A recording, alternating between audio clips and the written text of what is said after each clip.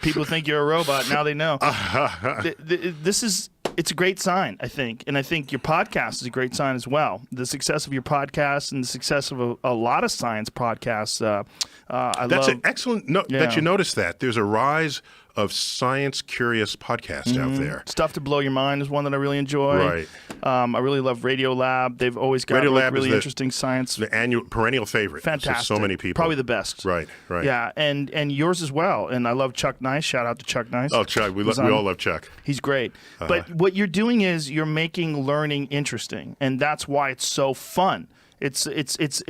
There's excitement to it. You bring a comedian like Chuck on with you. Things get silly, but they're also curious, and you're getting these experts, and everyone's talking about these various subjects. And as you know, not only yourself as an exemplar of this, stand-up comedians are some of the smartest people in the world. They have an awareness. I won't go that far. Okay. Listen, come to the Comedy Store with me today. I'll change your mind. All right, let me buffer that a little. They're curious. Okay, no. So stand-up comedians are perceptive people. Yes, for sure. And they're aware, and they notice things that you don't notice.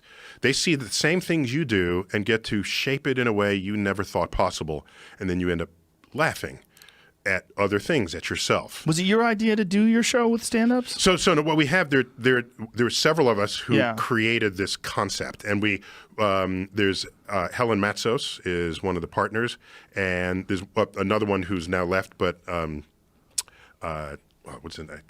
I'll get his name in a minute. But there were three of us who, David Gamble is his name. The three of us got together and applied for a National Science Foundation grant. What we said was, there are programs out there that serve people who already know they like science.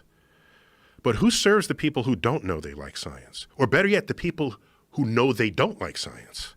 There's nothing for them because they've already rejected it. They're not going to tune in to Science Friday because they don't like science on NPR, right? So what we thought was, suppose we bring in a celebrity.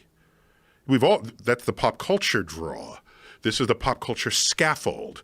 We bring in this scaffold and clad the scaffold with science. Because whatever the celebrity does, it doesn't matter. There's going to be science in that person's life. We had the guy who portrayed Gollum in Lord of the Rings. There's a lot of science in that.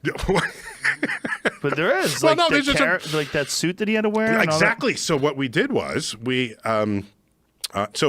interview him, and we talked about the technology necessary to portray Gollum as he portrayed that live. That was not some later animation.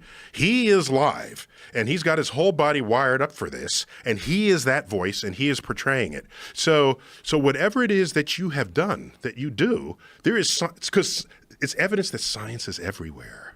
You can't say, I'm done with science, let me sell my textbook and move on to other things. Because practically anything else you do has been touched by science. And so StarTalk is a celebration of that. And then it jumps species.